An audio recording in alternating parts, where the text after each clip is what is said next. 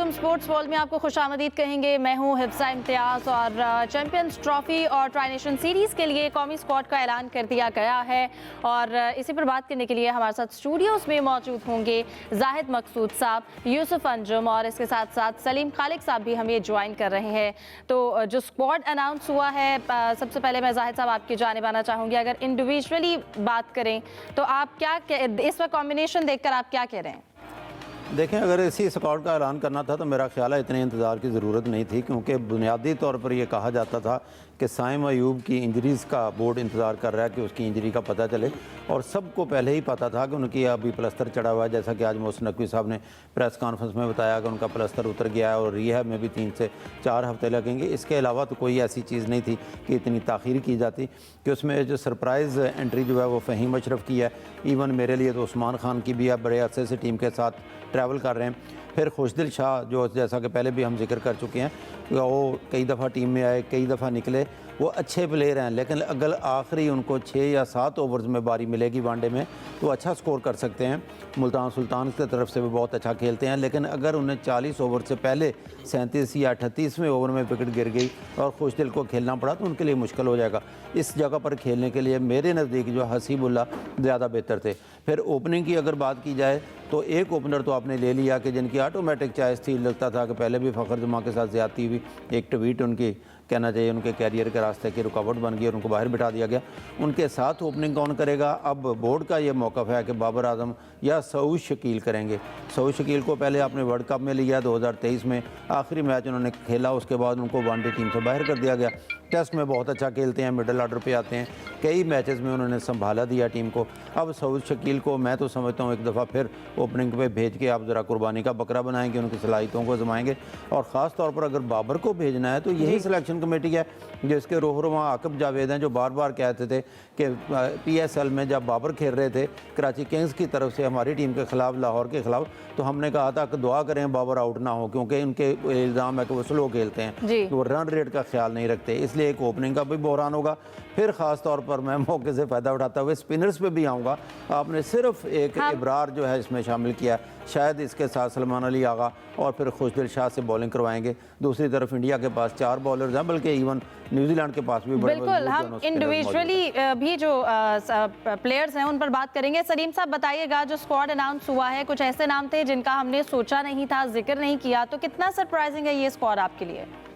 मेरे लिए बहुत सरप्राइजिंग है, खास तौर पर फहीम अशरफ जो है उनका पैराशूट जो है एकदम फिर सीधे पाकिस्तानी कैंप पे आके उतरा है। और ये बड़ा अजीब बात है कि किस परफॉर्मेंस की बेस पे उनको लिया। इतने अरसे से क्रिकेट खेल रहे हैं, कोई ऐसी गैर मामूली इनकी परफॉर्मेंस नहीं है, लेकिन जब कोई इतना बड़ा इवेंट होता है 1-2 ऐसे सरप्राइज हमें देखने को मिलते हैं। और आकिब जावेद देखें, जब तक टीवी पर थे, लाहौर कलंदर के साथ थे, वो एक दूसरा आकिब जावेद था। अब जब उनको इख्तिदार मिला तो वो फिर उन्हीं लोगों के नक्शे कदम पर चल पड़े जिनके बारे में वो पूरे कैरियर में, पूरी जिंदगी में तनकीद करते रहे। देखें, पाकिस्तान में या यूएई में हमें इंडिया से मैच खेलना पड़ेगा, हो सकता है फाइनल में तुम्हारा इंडिया से मुकाबला हो यूएई में। वहां की पिचेस ऐसी नहीं है कि यहाँ पर बहुत ज्यादा पेसर्स को मदद मिलेगी। तो इसमें स्पिनर होने चाहिए थे हमारे पास, एक स्पिनर, और वो एक स्पिनर से हम तवक्को कर रहे हैं पूरे टूर्नामेंट में खेलेगा। अल्लाह ना करे कोई इसको फिटनेस मसला हुआ, कुछ और हुआ, क्योंकि रिप्लेसमेंट तो आ जाती है, लेकिन फिर भी एक स्पिनर ये कुछ समझ से बाहर है। इसके अलावा जैसे जाहिद साहब ने जिक्र किया, उस्मान खान ने यूएई की क्रिकेट छोड़ी, पाकिस्तान आए, पता नहीं उनके साथ ऐसा क्या मुआहदा हुआ है कि भाई इतने अरसे तक तुम्हें टीम में रखेंगे क्योंकि तुमने यूएई को छोड़ा। वो अभी भी टीम में बरकरार है, हालांकि इतनी खराब उनकी T20 में परफॉर्मेंस है, बहुत गैर जरूरी, गैर जिम्मेदाराना शॉट्स खेलकर हमेशा वो आउट होते हैं जब भी उनकी बैटिंग आती है, लेकिन वो बरकरार है स्क्वाड में। फिर जिस तरह ओपनिंग में बाबर को फिर एक दफा ओपनिंग कराई जाएगी, फिर बाद में आके पहले जैसे कहा कि हमेशा क्रिटिसाइज करते थे इस बात पे, अब वो फिर खुद बाबर को ओपनर बनाने पे तुले। और फखर के साथ तीसरे जो ओपनर आए हैं, जो हमारे नायब कप्तान सऊद शकील, ये बड़ी हैरत है। टेस्ट में वो वाइस कैप्टन है, यहाँ पर तो खैर सलमान है, लेकिन सऊद शकील जो है प्योर एक टेस्ट बैट्समैन है। उनकी जो बैटिंग होती है वो अगर खेलें, वैसे तो कंसिस्टेंसी थोड़ी कम है, उनको एक इनिंग खेलते हैं, 2-3 में फिर फ्लॉप होते हैं, फिर एक इनिंग खेलते हैं तो चलते रहते हैं, लेकिन वनडे में उनको खिलाना, ये देखिए अगर आप ये सोचकर खेल रहे हैं कि यार यहाँ पे 225 230 रन बनेंगे तो आइडियल बैटिंग है, बाबर भी, सऊद भी, फखर तो खैर तेज खेलते हैं, फिर आप कह लोगे चलो ठीक है। लेकिन भाई ये क्रिकेट चेंज हो गई है। हम लोग अगर सोचते हैं कि चलो अपने 250 बना लिए, 260 बना लिए, जीत जाएंगे, तो भाई यहाँ सिर्फ हम नहीं खेल रहे, और भी टीमें आनी है खेलने के लिए। वो इस तरह नहीं खेलेंगी, उसमें रन बनाएंगी, तेज खेलेंगी, क्या पता 300 प्लस स्कोर जाए। बिल्कुल सलीम साहब, जैसे कि आप कह रहे हैं कि अगर जो क्रिकेट चेंज हुई है तो मैनेजमेंट ने अपना थॉट प्रोसेस भी क्या चेंज किया है। यूसुफ साहब, आपको क्या लगता है किस सोच की वजह से इस तरह का स्क्वाड बनाया गया है? एक स्पिनर के साथ आप चैंपियंस ट्रॉफी में ये टीम लेकर उतर रहे हैं। देखिए Hifza Pakistan cricket board U turn लेने का माहिर है और हमेशा ऐसा देखने में आया कि जो सिलेक्शन कमेटी आती है वो दावे तो बहुत करती है कि हम ऐसा करेंगे, नए खिलाड़ी को मौका देंगे, उनमें तसलसल चाहिए, एक खिलाड़ी को एक सीज़न खिलाकर ड्रॉप नहीं करेंगे। मेरे ख्याल में यहाँ पर उन्होंने आमिर जमाल और इरफान खान नियाज़ी के साथ बहुत ज़्यादती की है। आमिर जमाल पाकिस्तान टीम का हिस्सा थे, वो बैटिंग भी अच्छी करते हैं और फास्ट बॉलिंग में भी वो ज़ाहिर यकीनी तौर पर उनकी सलाहियतों का इतराफ़ किया गया था। अचानक से उनको ड्रॉप कर देना बगैर किसी वजह बना, या तो PCB को यह चाहिए था कि वो अनाउंस करता कि अगर आमिर जमाल को ड्रॉप किया तो उसकी वजह क्या हो सकती है, जो इसकी बिना पर अपने फ़हीम अशरफ को पिक किया। फ़हीम अशरफ ने सितंबर 2023 में आखिरी बार पाकिस्तान की नुमाइंदगी की थी। खुशदिल शाह को टीम में आना मेरे ख्याल में सरप्राइज़ है सबके लिए, क्योंकि उन्होंने अगस्त 2022 के बाद पाकिस्तान टीम की नुमाइंदगी नहीं की। फिर ऐसा क्या हो गया कि उन्होंने इतनी अच्छी कहाँ परफॉर्मेंस दिखाई? सिर्फ किसी लीग की परफॉर्मेंस की बुनियाद पर वनडे स्क्वाड का हिस्सा बनाना मेरे ख्याल में बहुत बड़ा सवालिया निशान है सिलेक्शन कमेटी पर, और ख़ास तौर पर उस कंडीशन में जब पाकिस्तान के समझता है कि पाकिस्तान को अब अपनी कंडीशन में बेहतर कम्बिनेशन के साथ जाना चाहिए था। मेरे ख्याल में यहाँ पर अगर सऊशकीर की वापसी हुई टेस्ट स्क्वाड में परफॉर्मेंस की बुनियाद पर साजिद खान और नुमान अली से क्या उनका कसूर हुआ था? उन्होंने भी तीन कंडीशन में परफॉर्मेंस की थी, उनको भी स्क्वाड का हिस्सा बनाना चाहिए था। स्पिनर के शोबे में पाकिस्तान की पोजीशन खासी कमज़ोर दिखाई दे रही है मजमूई तौर पर। आमिर जमाल का मेरे ख्याल में ज़्यादा सरप्राइज़ है मेरे लिए उनका टीम में ना होना। जाहिद साहब, जिस तरह के अब एक्सपेरिमेंट किए जा रहे हैं, आपको क्या लगता है टीम कब तक इन एक्सपेरिमेंट को जो है, या आवाम एक्सपेरिमेंट को देख सकेगी? पिचेस की देखते हुए, उनकी कंडीशंस को देखते हुए इस तरह का स्क्वाड सेलेक्ट करना? देखिए हिफ्ज़ा, बाकी टीमें तो बन चुकी हैं, उन्होंने अपनी ओपनिंग भी तश्कील दे दी है, उन्होंने अपने प्लेयर को रेस्ट भी दे दिया है और अब वो ताज़ा दम होकर आएंगे।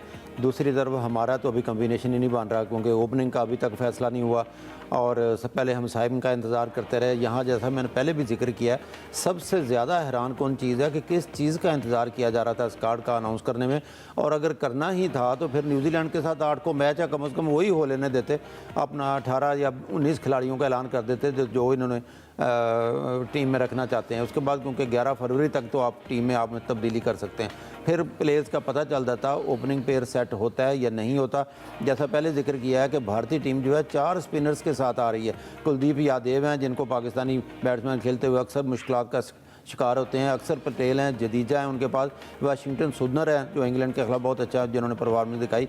इसलिए न्यूजीलैंड की टीम में 2 स्पिनर बहुत अच्छे हैं, उनके कप्तान जो है मिचेल सैंडनर, वो बहुत अच्छे स्पिनर हैं। हमने सारा बोझ जो है बरार पे डाल दिया, सुफियान को हमने बाहर बिठा दिया जिन्होंने अपने आखिरी वनडे मैच में 4 विकेटें ली हैं। तो हम तो अभी तक इवेंट सर पे आ गया। हमने स्टेडियम बनाने के साथ साथ एक शोर भी, एक जिम्मेदारी भी कि हम पाकिस्तान में हो रही है। लोगों की तवक्को है कि 2017 में पाकिस्तानी टीम जो है गिरती पड़ते तनकीद की जद में आते हुए इब्तदाई मैचेस हारने के बावजूद जीती। आज तक हम उसको याद भी करते हैं और उस पर फ़ख्र भी करते हैं, जिसमें फ़ख्र ज़मान ने सेंचुरी बनाई थी। और इधर दूसरी तरफ देखा जाए तो स्क्वाड कम अज़ कम फ़िलहाल तो बिल्कुल ही इत्मीनान वाला नहीं। एक दफ़ा फिर हम इसी उम्मीद पर ज़िंदा हो जाएंगे कि पाकिस्तानी क्रिकेट टीम कुछ भी कर सकती है, किसी लम्हे बाजी पलट सकती है। बस यही उम्मीद लिए हम फिर जो है अपने उम्मीदों का दिया जलाकर बैठ जाएंगे। सलीम साहब, क्या इतना अनप्रेडिक्टेबल टीम का होना, फिर मैनेजमेंट के भी डिसीजन इतने अनप्रेडिक्टेबल होना टीम पर किस तरह का असर डालेंगे? बिल्कुल असर तो पड़ेगा, क्योंकि जब एक बैलेंस स्क्वाड होगा, कोई कैप्टन है उसी वक्त उससे अच्छा परफॉर्मेंस सामने ले सकेगा। लेकिन ये स्क्वाड बैलेंस लग नहीं रहा किसी लिहाज से भी। अगर आप देखें ओपनिंग में भी इशूज नजर आ रहे हैं और स्पिन में भी इशूज नजर आ रहे हैं। हाँ, पेस अटैक तगड़ा है, शाहीन कमबैक कर रहे हैं, नसीम है, हारिस है, पेस अटैक जो है वो तगड़ा है। लेकिन आपको पता है यहाँ हमारी पिच पे ऐसा कौन सा होगा कि यहाँ पर पेसर्स आते ही तबाही मचा दे। यहाँ पर तो या तो स्पिनर्स चलेंगे या फिर बैट्समैनों का। सलीम साहब, अगर स्पिनर्स की ही बात कर रहे हैं तो फिर नुमान अली, साजिद को क्यों नहीं कंसिडर किया गया? बिल्कुल, ये आकिब जावेद से हमको ये सवाल जरूर पूछना चाहिए। लेकिन होता ही है कि जब कोई ऐसा मौका आता है क्योंकि वो खुद उनको पता होता है, ये जो हमारे आइंस्टाइन है या दूसरे लोग हैं, कि यार अगर मैं अभी मीडिया के सामने आया तो जैसे लाहौर में था तो यूसुफ अंजुम जैसे अच्छे रिपोर्टर मेरी धज्जियां उड़ा देंगे सवाल कर करके, तो इसलिए वो आते ही नहीं, बच्चों को भेज देते थे। असद शफीक बेचारा मिस्किन सा क्रिकेटर जो बहुत शरीफ सा सीधा साधा, सारी क्रिकेट इस तरह खेली तो प्रेस रिलीज में 4 कोट्स डाल दी। या तो आना चाहिए था आकिब जावेद को, एक एक प्लेयर पर बताते कि यार इसको हमने लिया इसकी वजह ये थी, इसको हमने नहीं लिया इसकी वजह ये थी। लेकिन उनके बाद शायद खुद कुछ सवालों के जवाब नहीं होंगे, इसलिए वो नहीं है। सलीम भाई इतना बड़ा इवेंट है, इसकी तो प्रेस कॉन्फ्रेंस करनी चाहिए थी, उसमें स्क्वाड अनाउंस करते। बिल्कुल जाहिद साहब, कल हम यही डिस्कस, अगरकार अजीत अगरकार मौजूद थे, उन्होंने हर क्वेश्चन का जवाब दिया है, लोगों को सेटिस्फाइड किया कि किस प्लेयर को लिया, मोहम्मद सिराज को क्यों बाहर बिठाया। हमारे यहाँ उन्होंने प्रेस रिलीज जारी कर दी, इनके बाद जवाब ही नहीं, प्रेस रिलीज जारी की ना। अगर इनसे पूछते हैं जैसे कि भाई फहीम अशरफ के लिए, वो क्या जवाब देते हैं, लेकिन मैं जवाब देता हूँ, फहीम अशरफ का ट्विटर हैंडल देख लें, कुछ अर्से पहले आपको आइडिया हो जाएगा क्यों वो टीम में आए। जाहिद साहब, हम खुद यही बात कर रहे थे कि इतना बड़ा इवेंट है और हम उम्मीद कर रहे थे कि आज जब मोहसिन नकवी प्रेस कॉन्फ्रेंस के लिए आए तो उस वक्त टीम का उन्होंने अनाउंस करनी थी, लेकिन फिर 6:30 का वक्त दिया गया और फिर बस एक प्रेस रिलीज में प्लेयर्स के नाम जारी कर दिए गए। क्या लगता है इसके पीछे इसी वजह से कि क्वेश्चंस उठेंगे बहुत ज़्यादा टीम पर? देखिए यही लगता है, क्योंकि अक्सर ये होता है कोई आम सीरीज़ हो तो उसमें तो ये होता है कि चलें प्रेस रिलीज जारी कर दी, आपने क्वेश्चन आंसर का सेशन नहीं किया। लेकिन आज तो ये चैंपियंस ट्रॉफी है, पूरे 7 मुल्क जो है अपनी टीमों का ऐलान कर चुके हैं, सबसे आखिर में हम कर रहे हैं। हमारी तवज्जो चलें ये भी मान लिया कि पहले टेस्ट सीरीज़ जारी थी वेस्ट इंडीज़ के साथ, लेकिन उसका हम तवक्को करते थे कि जिस दिन टेस्ट ख़त्म हुआ वक्त से पहले दूसरे तीसरे दिन टीम आ जाएगी। 2 चीज़ें होती हैं, एक है कि जिन प्लेयर्स का इंतखाब किया गया वो ज़हनी तौर पर मेंटली तैयार होंगे कि हम इस टीम में हैं और अपनी प्रैक्टिस शुरू करेंगे। दूसरा ये है कि आपने कोई ना कोई फिटनेस मसाइल हैं तो उनका आप इंतज़ार कर रहे हैं। आप बिल्कुल उस वक्त टीम अनाउंस कर रहे हैं जब 4 या 5 को अब न्यूजीलैंड भी आने वाली है, साउथ अफ्रीका भी आने वाली है, कल 1 फरवरी है, दिन भी थोड़े रह गए हैं, और फिर आप उसमें ऐसे प्लेयर हो सकता है मे बी फहीम अशरफ या खुशदिल शाह, उनको पहले बता दिया गया हो, लेकिन हैरान कौन टीम ज़रूर है। बज़ाहिर तो हमें ये बैलेंस टीम बिल्कुल दिखाई नहीं देती।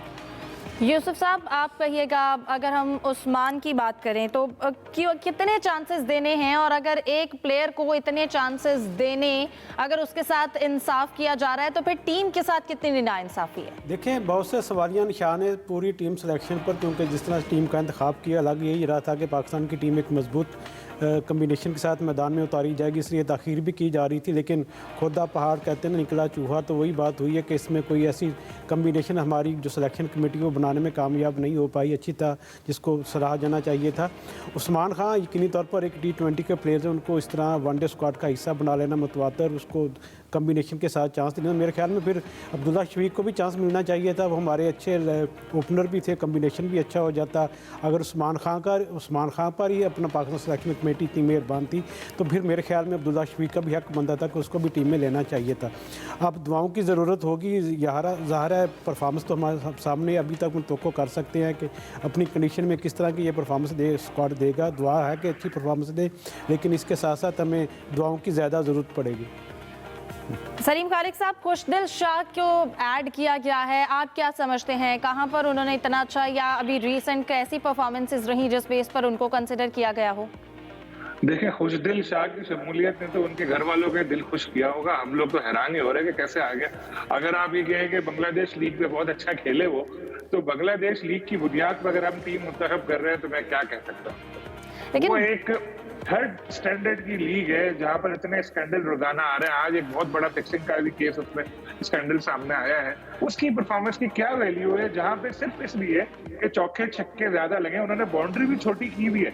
जिस तरह 6 छक्के अगर लगाए तो वो बाउंड्री छोटी की हुई है। इस तरह तो इधर लीग्स की बुनियाद पर आप ले रहे हो तो कितने सारे और लड़के आ सकते हैं, उनको भी ले लो। लेकिन ये देखिए एक माहौल बनाया जाता है। मैं यही बता रहा हूँ कि अगर आप देखें आजकल की क्रिकेट, आजकल की सिलेक्शन, ये सारी साइंटिफिक वेज में हो रही है। जब किसी प्लेयर को टीम में डालना हो या कुछ करना हो, उसके बारे में एकदम ट्वीट्स आने लगती है कि यार खुशदिल शाह ने बांग्लादेश लीग में ये छक्के मार दिए, वो खुशदिल शाह जबरदस्त फॉर्म में नजर आ रहा है। तो यकीन माने कसम से मेरे जहन में आ गया था कि बेटा बंगला खुशदिल शाह टीम में आने वाला है, और वही हो गया। तो अभी 2 दिन पहले हैदर अली ने भी 3 छक्के मारे हैं उधर ही बांग्लादेश लीग में, उनको भी ले लेना चाहिए था। सलीम भाई, मैं आपको बताऊं इसकी सिफारिश कौन है खुशदिल शाह की? नहीं राइस साहब को बता रहा हूँ, जिस तरह की वहाँ बाउंड्री है, आप भी छक्के मार ले बांग्लादेश लीग में 2-3, फिर हम बोले कि इनको भी टीम मिलो। वो असल में इस वक्त जो कैंप लगा हुआ ना लाहौर में स्ट्राइकर फोर्स का, तो खुशदिल उसका हिस्सा थे और इसी वजह से जो अब्दुल रज़ाक के उसके हेड कोच हैं जो स्ट्राइक फोर्स का कैंप देख रहे हैं, मेरे ख्याल में उन्होंने इसकी सिफारिश की होगी कि यार ये छक्के चौके बड़े लगा रहा है, इसको आप ले लें। तो साथ उसकी थोड़ी सी खूबी इजाफी स्पिनर की भी है, तो हो सकता है कि सिलेक्शन कमेटी उनकी राय से मुतफिक हुई, इसकी बना पर उनको टीम में लिया गया हो। बगैर फील्डर के चौके छक्के लगाने पे टीम नहीं ले लिया नेट पे कि भाई इधर बहुत अच्छे लगा रहे हैं, बस ये तो विजन हमारा कमाल का है अगर ऐसा उन्होंने सोच समझ के किया। और भाई देखिए, हम एक तो सबसे अफसोस की बात ये है कि हम लोग पावर हिटर्स नहीं तलाश कर सके, हमारे पास ऐसे प्लेयर ही नहीं है। T20 में हमारे पास नहीं है तो वनडे की हम क्या बात करें।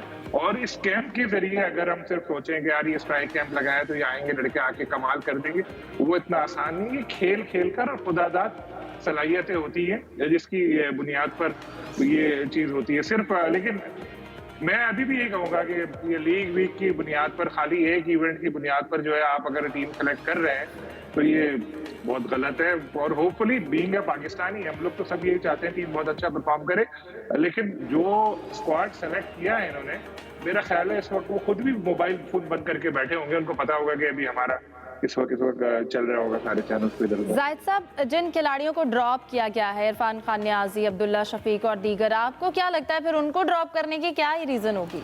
देखिए, अब्दुल्ला शफीक तो मैं समझता हूँ अच्छे प्लेयर हैं, बुरे प्लेयर नहीं है। सियालकोट से उनका ताल्लुक है और ऑस्ट्रेलिया में वो अच्छा खेले थे, लेकिन बदकिस्मती कह लें उनकी, एक ऐसे मौके पे जब चैंपियंस ट्रॉफी के लिए स्क्वाड भी बनता था, वो मुसलसल जो उन्होंने रिकॉर्ड एक बेहतरीन कारकर्दगी का बन गया, वो 3 मैचों में तीनों पे डक पे आउट हुए, 0 पे आउट हुए।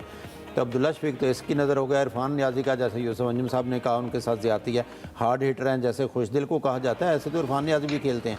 पहले भी जिक्र मैं हसीबुल्ला का कर चुका हूँ, हसीबुल्ला अच्छे हैं, बुरे नहीं हैं। फिर इमाम को साथ आपने रखा हुआ है, उनको खिलाते नहीं है कि 3 रोज़ा मैच खिलाया था, उसके बाद टेस्ट में भी उनकी जगह नहीं मिली, वनडे में वो बुरे नहीं हैं। इस तरह से जिन प्लेयर्स को भी ड्रॉप किया गया है, मैं समझता हूँ बहरहाल जिनको शामिल किया गया उसकी कोई ना कोई बुनियाद होनी चाहिए कि कोई ना कोई वजह सेलेक्टर्स को बतानी चाहिए थी कि हम फलां को ले रहे हैं तो उस पर तरजीह दी है तो किस लिए दी है।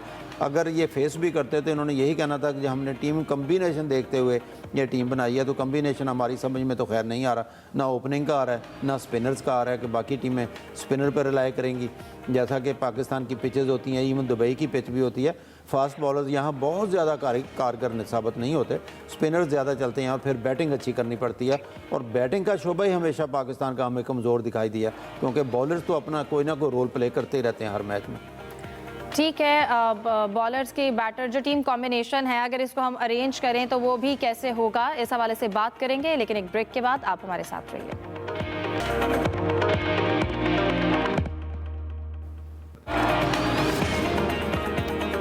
Welcome back. तो टीम अनाउंस हो गई है और तकरीबन लगता है ऐसे ही है कि तमाम शायकीन जो हैं वो इस वक्त सरप्राइज़ हैं, क्योंकि ऐसा कॉम्बिनेशन नहीं सोचा था।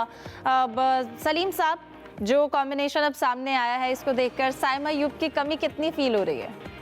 साइम अयूब की कमी देखें बहुत ज्यादा फील हो रही है। साइम अयूब बहुत उनको मौके मिले, शुरू में परफॉर्म नहीं कर रहे थे, हम लोगों ने बहुत तनकीद भी की, लेकिन उसके बाद वो गैर मामूली बैट्समैन के तौर पर सामने आए। जिस तरह उन्होंने हर तरह की क्रिकेट में परफॉर्म किया, चाहे वो वाइट बॉल हो या रेड बॉल हो, तो हम लोगों को लगा था कि बड़े अरसे बाद एक ऐसा एग्रेसिव हमें बैटर मिल गया है जो टीम के काम आ सकता है। खासतौर पे बाहर की कंडीशन में उन्होंने अच्छा परफॉर्म किया था, लेकिन जैसे ही वो इंजर्ड हुए, उसके रिप्लेस देखे या जिस तरह जितनी तकलीफ में वो जा रहे थे, दिल कह रहा था उसी वक्त यार अभी ये बाहर हो गया। हालांकि इधर उधर से खबरें आ रही थी कमबैक हो जाए, लेकिन मुझे यही लग रहा था कि शायद इतनी जल्दी उनका कमबैक हो नहीं सकता, और वो जो खदशात थे वो दुरुस्त साबित हुए।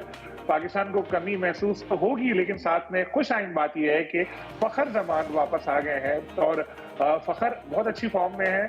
और फॉर्म तो उनकी पिछले दिनों भी खराब नहीं थी, लेकिन थोड़ा सा बोर्ड उनसे नाराज हो गया था। उन्होंने जो बाबर के हवाले से ट्वीट की थी, कहा तो गया था कि फिटनेस मसाइल है उनको, लेकिन इतने फिटनेस मसाइल तो फखर को पूरे कैरियर में ही रहे हैं जिस तरह इमाद वसीम को रहते थे, लेकिन वो खेलते रहते थे। अभी मैं IL T20 में फखर की बैटिंग देख रहा था, बड़ा जबरदस्त उन्होंने कई अच्छी इनिंग्स खेली हैं और इसके अलावा उनकी फिटनेस भी बेहतर नजर आई। लेकिन फखर जैसे प्लेयर को जैसे एक लीग की बुनियाद पर तो जज नहीं किया जाता, वो तो पहले ही उनके पास बहुत हैवी परफॉर्मेंस है, उनकी अच्छी परफॉर्मेंस है, तो उनके आने से थोड़ा सा बैलेंस ये होगा। लेकिन साथ में ओपनर का मसला हो गया क्योंकि हमने किसी रेगुलर को लिया नहीं। अब्दुल्ला ठीक है 0-0-0 बुरे लग रहे थे, उनकी थोड़ा मेंटल ब्लॉक है या कुछ मसला उनके साथ ऐसा हुआ है, 0 से निकल जाते आगे, काश वो कुछ मैचों में तो शायद बड़ी इनिंग भी खेल पाते। तो लेकिन इतने सारे 0 देखकर बहुत बुरा लगता है। हो सकता है अगर अब्दुल्ला टीम में होते तो हम ही लोग बैठ के तनकीद कर रहे होते कि इतने 0 के बावजूद वो टीम में कैसे आ गया। साथ इमामुल हक, वो भी बहुत उनके ऊपर तनकीद होती रही। लेकिन उसके बाद जब हम अपने मौजूदा ऑप्शंस देखें तो इमामुल हक तो हमें उसमें काफी आगे नजर आते हैं। अब तो हो सकता है ऐसे तो सलीम साहब फिर अगर मौजूदा ऑप्शंस को देखें तो अब्दुल्ला शफीक का भी ऑप्शन बुरा नहीं था। हाँ, वो बिल्कुल बात वही मगर आ रही है ना कि उनकी जो इतने सारे 0 है, 7-0-4 एक वनडे में, फिर T20 में भी शायद उन्होंने 3-0 किए थे, तो वो जो है ना वो बहुत महसूस होता है। तो अब जैसे बात हमने पहली की कि हमेशा आकिब भाई कहते रहे बाबर आजम, बाबर जैसे हम बचपन में क्रिकेट खेलते हुए कहते थे ना कि यार ये पप्पू को आउट ना करना, ये जब तक है हमारी जीत है, ये स्लो खेलता रहेगा। तो आकिब भाई भी टीवी पे बैठ के इसी तरह कहते थे कि बाबर को हम आउट नहीं करते PSL में, कि ये है तो हमें इत्मीनान रहता है कि हमें जितवा देगा, यानी कलंदर को इतना स्लो खेलता है वो। बाद में भी वो क्रिटिसाइज करते रहे, लेकिन फिर एकदम अब जब होता है बहरे के सैलरी आती है अच्छी, तो बंदा जो है सब ख्यालात बदल जाते हैं, जज्बात बदल जाते हैं उसके। तो उनके साथ भी ऐसा ही हुआ, चेंज हो गया। जिस चीज में क्रिटिसाइज करते थे वही चीज अभी वो कर रहे हैं। तो मैं इसीलिए कहता हूँ क्रिकेटर्स की तनकीद को इतना दिल पे नहीं लेना चाहिए। उनकी तनकीद सिर्फ उस वक्त तक होती है जब तक नौकरी नहीं मिलती। नौकरी मिलती है तो वो भी बहुत अच्छी बातें कर रहे होते हैं। वो तो मीडिया वाले हैं जो बात करते हैं। तो भी इस टीम से अगर माइनस करके एक लम्हे के लिए सोचें तो आपको क्या लगता है तब क्या इस टीम की सूरत हाल होती और उनके जो मुतबादल है कंपनसेट कर पाता कोई खिलाड़ी?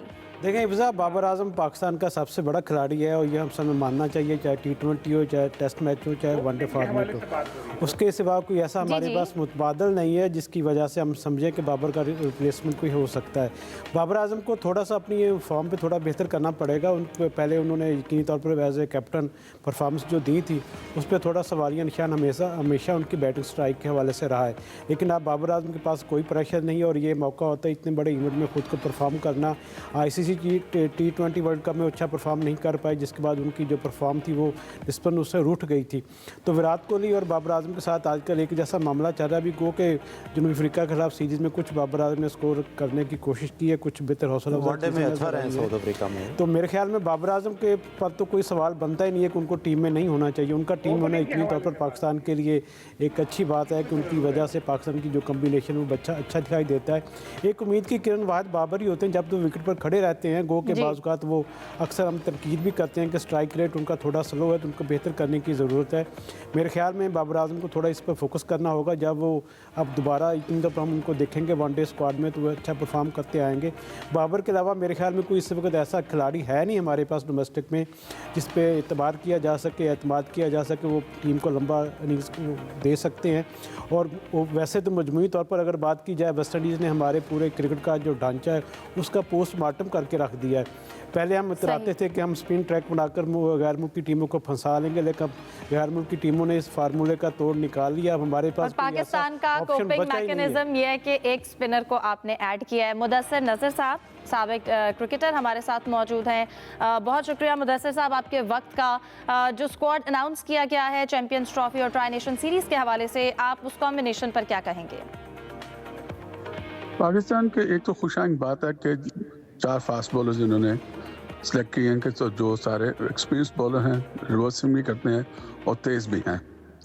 साइम अयूब के ना होने से थोड़ा सा नुकसान हुआ है बैटिंग में, क्योंकि बैटिंग ऊपर के 3-4 नंबर तो ठीक लग रहे हैं, मिडिल ऑर्डर बिल्कुल बेहद नज़र आ रही है।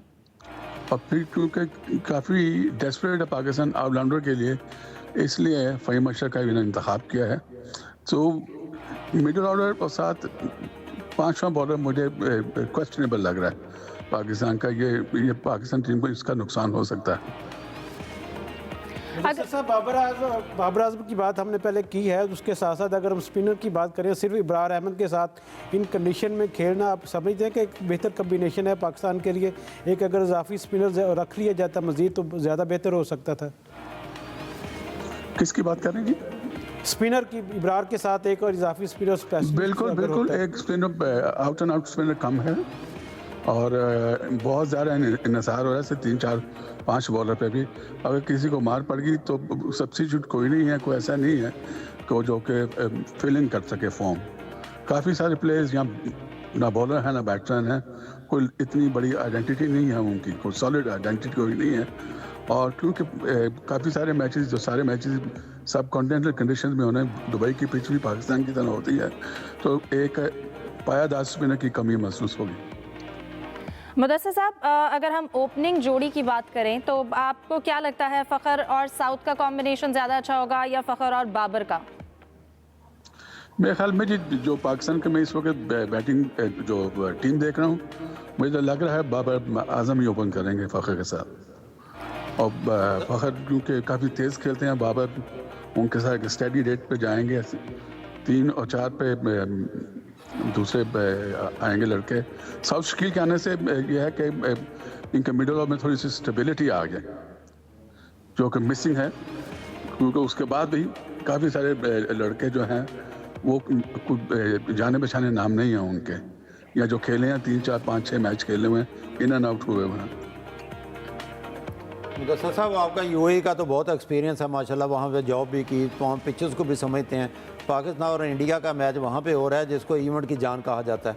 तो अगर इंडिया की टीम का थोड़ा सा देखा जाए तो विराट कोहली, रोहित शर्मा आजकल आउट ऑफ फॉर्म है, इधर पाकिस्तान के पास जो है अभी ओपनिंग सेट नहीं हो रही, तो कैसा देखते हैं आप? जो शोखरोश पूरी दुनिया में होता है पाकिस्तान और इंडिया का मैच देखने के लिए, कितना प्रेशर होगा दोनों टीमों पर? दोनों टीम पे प्रेशर होता है, इसलिए देखें कैसी टीम बनती है, क्या होता है। ये इंडिया पाकिस्तान के मैचेस में मैटर नहीं करता। उस दिन जो जोश से खेल जाए और परफॉर्मेंस ऊपर आके चढ़ जाए, वो बाजी ले जाता है। तो ये डाबी गेम होती है पाकिस्तान इंडिया की, इसमें कोई इतना ज़्यादा अमल दखल नहीं होता फॉर्म का। लेकिन अगर दोनों टीम कॉम्बिनेशन को अगर उनके स्क्वाड के साथ कंपैरिजन किया जाए, उनके स्पिनर्स जो हैं उनकी तादाद पाकिस्तान के जानिब से सिर्फ एक स्पिनर है, तो उस हवाले से कितनी मुश्किलात हो सकेंगी पाकिस्तान को? बहुत सारी मुश्किलात हो सकती हैं। पाकिस्तान के पास कोई ऐसा नहीं है कि एक लड़के ना के दूसरा परफॉर्मर दे जाएगा, कि उन्होंने जो टीम अनाउंस की है बड़ी थिन सी बॉलिंग लाइन है। 3 फास्ट बॉलर्स खेलेंगे, अगर चारों के चारों फास्ट बॉलर्स खेलें तो बैटिंग कम हो जाती है, तो इसलिए मुझे लगता है 3 ही खेलेंगे। चौथा और 5वां अबरार होगा और फ़हीम अशरफ होगा। बाकी ये साउथ शकील से, आगा सलमान से थोड़ी थोड़ी बॉलिंग करके काम निकालने की कोशिश करेंगे, लेकिन ये इतना ये अच्छी बात नहीं है ये इतनी। लेकिन मुदस्सिर साहब, बाबर से ओपनिंग कराई तो ये सही रहेगा आपके ख्याल में? ये सब आपकी आवाज़ कट जाती है। वो पूछना चाह रहे हैं जी सलीम साहब। बाबर आजम की बात कर रहे हैं ओपनिंग के हवाले से कि बाबर से ओपनिंग कराना ठीक रहेगा? देखिए, इन्होंने कोई वो और चॉइस छोड़ी नहीं है। जैसी टीम अनाउंस की है तो बाबर ही बनता है। अब आप किसको नीचे से उठा के, साउथ शकील को या फिर ओपन करवाएंगे? नीचे तो है कुछ नहीं। वो खुशदील शाह भी ज़्यादा तेज़ खेलता है, मोस्टली लास्ट के ओवर में स्लॉगिंग वगैरह करता है, जो उसका फ़ायदा हो सकता है। बाकी तो ऐसा है नहीं। उस्मान खान अभी तक जितनी भी क्रिकेट खेला है 2020 खेला है, और फर्स्ट क्लास में भी आता है तो 2020 की तरह खेलता है।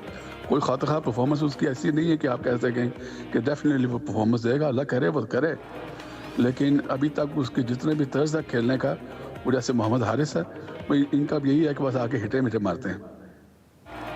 तो मुदस्सिर साहब, आपको क्या लगता है बैटिंग के हवाले से किस खिलाड़ी पर ज़्यादा पाकिस्तानी टीम का इन्हिसार होगा, बाबर के अलावा भी? अगर हम किसी बैटिंग में किसी बैटर की बात करें तो फ़खर पे बहुत ज़्यादा प्रेशर आ चुका है, क्योंकि फ़खर रिप्लेस कर रहा है साइम अयूब पर। अच्छी बात तो ये होती दोनों लेफ्ट हैंडर्स इकट्ठे खेलते, तो बड़ा एक ज़बरदस्त कम्बिनेशन होना था पाकिस्तान का। सॉलिड स्टार्ट मिल जाए तो दोनों गेम अपोजिशन से दूर लेके जा सकते हैं। जिन खिलाड़ियों आप जी फ़खर का आप कह सकते हैं कि जब भी वो खेलता है तो थोड़ा इनकन्सिस्टेंट, लेकिन जिस दिन वो लंबी नहीं खेलता उसके बाद उसको कोई आसपास नहीं आता, फिर वो मैच अकेला ही आराम से जीत जाता। बिल्कुल। जिन खिलाड़ियों को ड्रॉप भी अगर किया गया है, आपको क्या लगता है कि किसको कंसिडर किया जाना चाहिए था? जी कोई ऐसे अनफॉर्चुनेटली अब्दुल्ला शफीक जो था वो आउट ऑफ फॉर्म हो चुका है। पिछले कुछ सालों में बड़ा अच्छा नाम था पाकिस्तान के क्रिकेट में आया था, और फिर साइम अयूब के ना होने से बहुत नुकसान है। अब इन्हिसार बल्कि करना पड़ेगा शायद कामरान गुलाम पे। कामरान गुलाम जो है वो स्पिनर्स को बहुत अच्छा खेलता है और सब कॉन्टिनेंट की पिचेस पे उसको फ़ायदा होगा। फास्ट बॉलर्स में थोड़ा सा क्वेश्चन मार्क है, लेकिन नंबर 4 या 5 पे आएगा तो उमूमन स्पिनर्स या मीडियम पेसर्स लगे होते हैं, तो इंशाल्लाह ताला वो परफॉर्मेंस दे सकता है। ठीक है, साबिक टेस्ट क्रिकेटर मुदस्सर नज़र साहब, आपके वक्त का शुक्रिया। जाहिद साहब, जैसा कि वो कह रहे थे कि कोई और ऑप्शन भी नहीं है हमारे पास, तो फिर इस तरह की सिलेक्शन, खिलाड़ियों को ड्रॉप करना, बैटिंग पर इन्हिसार किसके साथ होगा? अगर हम बाकी स्क्वाड्स को, चैंपियंस ट्रॉफी को अलग रखें, सिर्फ ट्राई नेशन में जो बाकी दोनों टीम्स हैं उनके साथ स्क्वाड का कंपैरिजन करें तो ट्राई नेशन में कितना मुश्किल होगा? देखिए, उधर ट्राई नेशन से पहले मैं ये बात करना चाहूँगा, जब चैंपियंस ट्रॉफी के ग्रुप सामने आए थे तो सबसे पहले यकीन करें कि मैंने शुक्र अदा किया था अफ़गानिस्तान हमारे ग्रुप में नहीं है। अफ़गानिस्तान ऐसी टीम है, अगर उनमें से स्पिनर्स निकाल दिए जाएँ तो अफ़गानिस्तान की टीम तो ख़त्म हो जाती है। और अफ़गान टीम वो टीम है जिन्होंने वर्ल्ड कप 2023 में हर टीम को शिकस्त दी है उन्होंने, सिवाय मेरा ख्याल अभी तक टेस्ट प्लेइंग नेशंस में से सिर्फ इंडिया बची है। हमारे ग्रुप में होते तो हमारे लिए बहुत ज़्यादा मुश्किल पैदा हो जाती, जैसे बार बार जिक्र हो रहा है। अब जैसे आपने ट्राई नेशन का जिक्र किया, एक अच्छा मौका है, ज़ाहिर है न्यूजीलैंड भी चाहेगी अपने जो है फाइनल प्लेइंग 11 जो है मुंतखब करे।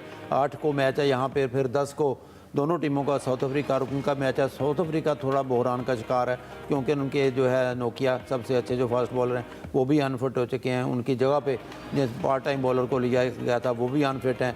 डेविड मिलर के बारे में भी कोई अच्छी खबरें नहीं आ रही हैं, तो उनको भी थोड़ी सी तकलीफ हुई मैच के दौरान, फिर उन्होंने बैटिंग भी उस दिन नहीं की। तो मेरा ख्याल है कि पाकिस्तान की पिचों में न्यूजीलैंड ज़्यादा बेहतर टीम दिखाई देती है, उनके पास ज़्यादा निस्बतन बैलेंस टीम है। अब यूसुफ साहब, अगर हम आज खबर क्योंकि सामने आई मिचेल मार्श के हवाले से, वो भी रिहैब में, उनकी दोबारा से दर्द की उनको शिकायत हुई, और वो उसका ऑस्ट्रेलिया की अगर हम स्क्वाड का जिक्र करें तो उन पे कितना फ़र्क पड़ेगा? देखें, वो उनके बेहतरीन कम्बिनेशन था उनका बना हुआ, लेकिन इंजरी चूँकि खेल का हिस्सा है तो यकीनी तौर पर मिचेल मार्श का बाहर होना ऑस्ट्रेलिया स्क्वाड के लिए बहुत बड़ा एक धचका होगा। अभी तक उनके मुतबादल का ऐलान नहीं किया गया, लेकिन ऑस्ट्रेलियाई टीम के लिए यकीनी तौर पर उनका ना होना एक नुकसान हो सकता है। और चूँकि ऑस्ट्रेलिया की टीम अब यहाँ पर 18 तारीख को पहुँचेगी, यहाँ पर उसका जो पहला मैच होगा लाहौर में ही होगा, और 22 तारीख को यह मैच खेलेगा। लेकिन ये बड़ा मैच होगा, जिस तरह पाकिस्तान इंडिया का मैच होता है, तो बिल्कुल उसी तरह ये ऑस्ट्रेलिया इंग्लैंड का मैच भी होगा जो 22 फरवरी को यहाँ पर रखा गया। और क्योंकि लाहौर में कोई और मैच नहीं है पाकिस्तान का, पाकिस्तान के जितने मैचेस हैं वो पिंडी में हैं, कराची में या दुबई में हैं, तो ये एक बड़ा मैच है जो लाहौरी शायकीन के लिए यकीनी तौर पर उसके मुंतज़र होगा, क्योंकि आईसीसी चैंपियन ट्रॉफी का पहला मैच होगा जो कज़ावी स्टेडियम में खेला जाएगा। इस हवाले से यकीनी तौर पर यहाँ के लोगों को एक अच्छा मैच देखने को मिलेगा। कम्बिनेशन के हवाले से अगर बात की जाए तो मेरे ख्याल में थोड़ा सा हमें एडवांटेज जहन में रखना चाहिए कि 28 फरवरी के बाद माह रमज़ान भी शुरू होना है। टीम कम्बिनेशन जो भी हो, लेकिन माह रमज़ान में जो मैचेस होंगे पाकिस्तान टीम के, यकीनी तौर पर हमारे तमाम पाकिस्तानियों की जो बाहर दुनिया में मुसलमान रहते हैं उनकी दुआएं भी शामिल हाल होंगी। अब दुआ ही की जा सकती है कि पाकिस्तान मतलब के बाद फिर दुआ पे ही आ गई है। हमेशा की तरह, पहले की तरह भी दुआओं पे हम गुजारा करते हैं, तो इस दफ़ा भी हमें दुआओं का सहारा लेना पड़ेगा। यकीनी आप इससे कह रहे हैं कि मजीद एज हासिल हो जाएगा, रमज़ान में दुआएं मांगेंगे तो कबूलियत के चांसेस जो है वो ज़्यादा हो जाएंगे। बात दुआओं पे आके ख़त्म होती है। सलीम साहब, चैंपियंस ट्रॉफी की एक्साइटमेंट है अपनी जगह, सरप्राइजेस भी मिल रहे हैं, लेकिन कहीं ना कहीं एक थोड़ा सा दुख भी है, जो कैप्टन फोटोशूट होना था वो भी नहीं हो पाया। आज हमने अनाउंसमेंट का भी तरीका थोड़ा सा मुख्तलिफ देखा, उसके बाद जो कैप्टन फोटोशूट था वो भी नहीं हो पाया। क्या लगता है, क्या आईसीसी को इस हवाले से प्रेशराइज नहीं करना चाहिए था पीसीबी की जानिब से कि ये एक रूटीन का, रेगुलर प्रैक्टिस का हिस्सा है, हर चैंपियंस ट्रॉफी में ऐसा होता है, तो इस बार भी ये होना चाहिए था? आईसीसी टीम को तो ला नहीं सकी इंडिया की पाकिस्तान को, तो कितना भी प्रेशराइज करते क्या फायदा होता? आपको पता है बेबस है वो, और अब तो इंडियन क्रिकेट बोर्ड की हो गई आईसीसी मुकम्मल। अब तो जय शाह साहब ने कंट्रोल सारा जो है संभाल लिया, तो जब वो टीम नहीं आ सकी तो कैप्टन को क्या भेजेंगे? देखिए, अगर रोहित शर्मा आते हैं यहाँ पर और कैप्टन शूट में शिरकत करते, तो यहाँ पर जितनी उनको इज्जत मिलनी थी, जितना हर तरफ उनकी वाह होनी थी, जहां भी उनको लोगों से मुलाकात होती, उनको सब पजीराई मिलती, तो वो जहां से जब वापस जाते तो इंडियन क्रिकेट बोर्ड का मौक़िफ़ तो जीरो हो जाता कि यार तुम्हारा कैप्टन पाकिस्तान गया, उसको तो इतनी इज्जत मिली, वो तो जब तुम्हारी टीम जाती तो भी ऐसे ही होता, तो तुम शोर मचा रहे हो कि टीम नहीं भेजेंगे। तो सवाल ही नहीं था कि Indian cricket board Rohit Sharma को यहाँ भेजता। अब ये वजह या कोई और वजह है, लेकिन जो पीसीबी सोर्सेस कहते हैं वो कहते हैं कि जी प्लान ही नहीं था इस तरह के कोई तकरीब होगी कि कैप्टन जिसमें होंगे। और वैसे मैं आपको बताऊं, जो अमेरिका में भी T20 का हुआ था ये वर्ल्ड कप पिछले साल, उसमें भी मेरा ख्याल है कि शायद कैप्टन का फोटोशूट वगैरह नहीं हुआ था। यूसुफ साहब को शायद राय साहब को अच्छी तरह आया था, लेकिन मुझे जितनी याद है कि नहीं हुआ था। तो कोई ऐसा जरूरी नहीं है कि हर ICC इवेंट से पहले हो, लेकिन अब जो पाकिस्तान करवा रहा है अपने तौर पे हम लोग भी बड़ा अच्छा कर रहे हैं। एक नहीं, तो 3 तकारीब करवा रहे हैं। कल ये खबरें भी उड़ाई गई थी कि तकरीब नहीं होगी, लेकिन अब तो 3 हो रही है। नेशनल स्टेडियम पे एक जो उसके तदीने 9 के बाद 15 तदीना आराइश के बाद वहां, फिर लाहौर में फिर एक ओपनिंग सेरेमनी टाइप की होगी। तो पाकिस्तान के पास उधर मौका है कि सारा कुछ जो भी है जबरदस्त अंदाज में करे और दुनिया को दिखाए कि भाई ये कितना जबरदस्त हम लोग ये सब कुछ कर सकते हैं। वैसे एक और बात भी है कि ICC के जो इवेंट्स होते हैं ना, उसमें इतना शोरगुल हल्ला गुल्ला ये लोग करते नहीं है कि शाहरुख खान को बुला के डांस करवा ले, ऐसा करवा ले, वैसा करवा ले। ये लोग हल्का फुल्का अपना करते हैं। हम भी आतिफ असलम को बुला के 2-4 घंटे सुनवा देंगे आप लोगों को, वो भी टेप में चल रहा होगा, वो मुंह चला रहा होगा वहाँ पे। बिल्कुल ठीक है यूसुफ साहब, हम तैयारियों के हवाले से भी बात कर रहे थे। आज भी मोहसिन नकवी ने कहा कि स्टेडियम तैयार हो जाएगा, 3 तकारीब भी की जा रही हैं, सारी चीज़ें जो हैं वो एंडिंग पे पहुंच चुकी हैं। देखिए हिफ्जा, अगर टीम नहीं बन सकी कोई बात नहीं, चलो स्टेडियम तो हमारा बन गया, इतने कम वक्त में इतना प्रोजेक्ट बन गया, तो यकीन किया जा सकता है कि टीम भी आने वाले वक्तों में मिलेगी। आज जब आपने सवाल किया मोहसिन नकवी साहब से कि टेस्ट सीरीज़ में जो पाकिस्तान टीम की परफॉर्मेंस थी, कि आने वाले वक्तों में कोई ऐसा आपका प्लान है कि रेड बॉल और वाइट बॉल की टीमों को अलग अलग किया जाए, तो उन्होंने 1 साल का टाइम देते हुए कहा कि 2026 में यकीनी तौर पर आप देखेंगे कि रेड और वाइट बॉल की जो टीमिंग अलग होंगी, उसके लिए थोड़ा टाइम चाहिए और उसके लिए थोड़ी प्लानिंग चाहिए। तो उम्मीद की जा सकती है कि पाकिस्तान की क्रिकेट जिस तरह बेहतर करने की कोशिश की जा रही है, अगर यू टर्न ना लिए जाएँ तो मेरे ख्याल में नए खिलाड़ियों के साथ उनको मौका दिया जाए तो फिर पाकिस्तान की टीम के हालात बेहतर हो सकते हैं। जाहिद साहब, अगर इस टीम कॉम्बिनेशन को अगर हम अरेंज करें मिडिल ऑर्डर में, ओपनिंग में, तो आपको क्या लगता है, क्या सोच कर इस तरह से ये कॉम्बिनेशन बनाया गया है? देखिए, अभी जो PCB की ख्वाहिश लगती है वो बाबर आजम या सऊद शकील को कहते हैं। सऊद शकील जो है मिडिल ऑर्डर के बैट्समैन है। बाबर का जो वनडे में रैंकिंग है और हमेशा परफॉर्मेंस बाबर की काबिल फ़ख्र रही है, अच्छी रही है वनडे में, वो उनकी वन डाउन की पॉल पे जाए। ये ठीक है कि बाद औक़ात अगर ओपनर आउट हो जाए तो बाबर ओपनिंग पे भी एक किस्म का आना पड़ता है, लेकिन ये एक नया तजर्बा होगा बिल्कुल ओपनिंग के हवाले से। फिर स्पिनर का हम बार बार जिक्र कर चुके हैं, लेकिन मेरा ख्याल है हमारी बैटिंग अगर चलने के लिए तो बॉलिंग हमारी इस काबिल ज़रूर है कि दूसरी टीम को रोक सके।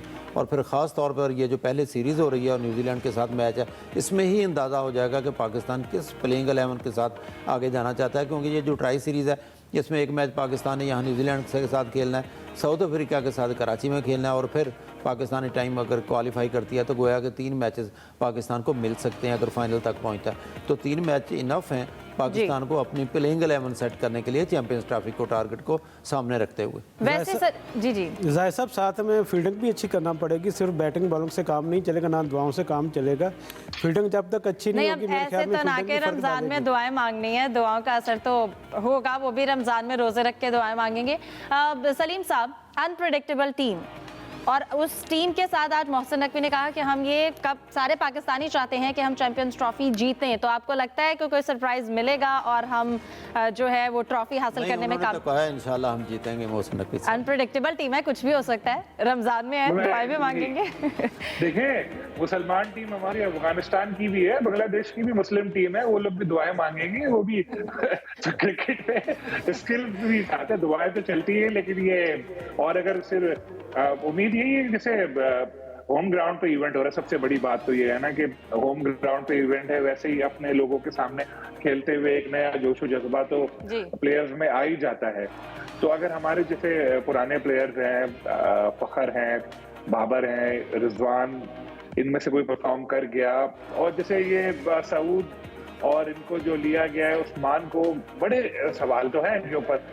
लेकिन फिर भी उम्मीद करते हैं कि ये जो टीम सेलेक्ट की गई है वो, और रमज़ान में यूसुफ साहब का कहना है मांगी गई दुआएं कोई रंग लाएंगी और चैंपियंस ट्रॉफी में ये टीम जो है वो कामयाब हो पाए, तमाम की दुआएं हैं। आज के प्रोग्राम से दीजिए इजाज़त, अल्लाह हाफिज़।